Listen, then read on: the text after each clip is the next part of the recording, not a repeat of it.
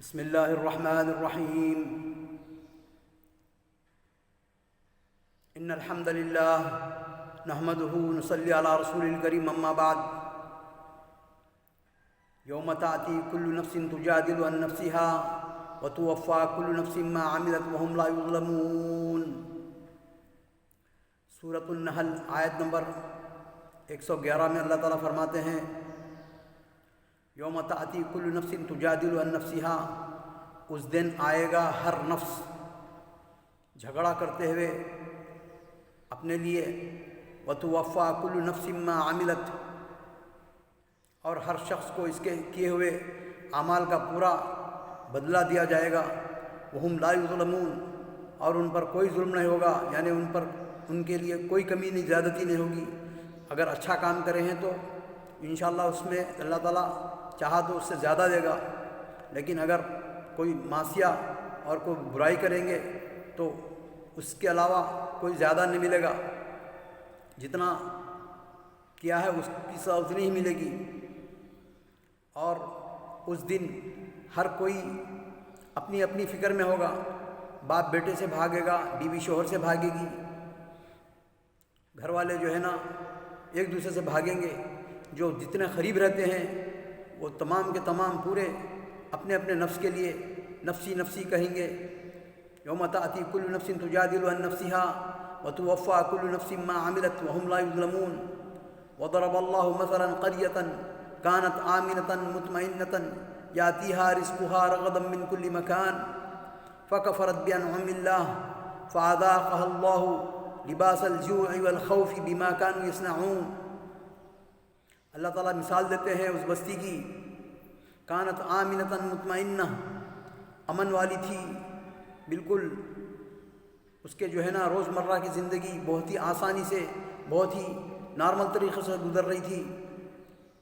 یاتیہا رزقہا رغدا من کل مکان، ہر جگہ سے، ہر زاویے سے اس کے اندر، اس شہر میں، اس ملک میں، اس قریے میں اللہ تعالیٰ کا رزق داخل ہوتا تھا. فکفرت بانعم اللہ، تو اس کے مکین کفر کیے اللہ تعالیٰ کی نعمتوں کا، اور جس کی نعمتیں کھا رہی اس کی عبادت کرنے کے بجائے کفر اور شرک میں مبتلا ہو گئے. فَأَذَاقَهُ اللَّهُ لِبَاسَ الْجُوعِ وَالْخَوْفِ بِمَا كَانُوا يَصْنَعُونَ. اللہ تعالیٰ ان کو مزہ چکایا پھر لباس الجوع، بھوک کا، والخوف، اور ڈر کا، بما كانوا يصنعون، وہ خود اپنے ہاتھ سے کیے ہوئے عمل کا بدلہ پانے لگے. یعنی ان پر جو ہے نا اللہ تعالیٰ مسلط کر دیا قحط سالی، ڈر، خوف اور تمام جو ہے مشاکل ان پر ڈال دیا اللہ تعالیٰ. تو یہ مثال ہمارے ملک کی بھی ہو سکتی ہے، کیونکہ اچھی طریقے سے تمام امن و امان سے رہے تھے، جب تک کہ بھی مسلمان حکمرانوں نے جو یہاں پر حکومت کی. اس کے بعد کفر و شرک کا غلبہ ہوا، اور لوگ جو ہے نا ایک دوسرے پر ظلم کرنے لگے، ذات پات کی بنیاد پر، نام کی بنیاد پر، مذہب کی بنیاد پر. تو اللہ تعالیٰ یہاں کی معیشت کو گرا دیا بالکل. اور فَأَذَاقَهَا اللَّهُ، اللہ تعالیٰ ان کو مزہ چکایا لباس الجوع والخوف، بھوک کا اور خوف کا. اس زمانے کی قریب بستی تو جو ہے نا پھر بھی تھوڑا سا رجوع کرتی تھی، لیکن یہاں کے لوگ تو ایسے ہیں کہ اسی لباس الجوع اور خوف کے اندر جو ہے نا الٹ پلٹ ہیں، اور اپنے کیے ہوئے عمل پر ندامت کے بجائے اور جو ہے غرور و تکبر کرتے ہیں. فَأَذَاقَهَا اللَّهُ لِبَاسَ الْجُوعِ وَالْخَوْفِ بِمَا كَانُوا يَصْنَعُونَ.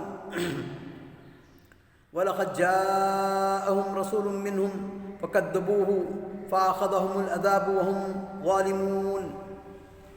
پس تحقیق کے آ گیا ان کے پاس رسول، فَكَذَّبُوهُ، تو انہوں نے اس رسول کو جھٹلایا. فَأَخَذَهُمُ الْعَذَابُ، تو ان پر عذاب نازل کر دیا اللہ تعالیٰ. وَهُمْ ظَالِمُونَ، اور وہ ظلم کرنے لگے. یہاں پر بھی ویسی ہے کہ جب زیادتی ہو گئی، ظلم کی زیادتی، تو اللہ تعالیٰ ساری دنیا کے اندر جو ہے نا مرض، جنود من جند اللہ، اللہ تعالیٰ اپنے فوجیوں کو اور اپنے جو ہے نا نازل کر دیا، اور ایک معمولی سی چھوٹی سی جو ہے نا وائرس کی وجہ سے لوگ اپنے اپنے گھروں میں بند ہیں۔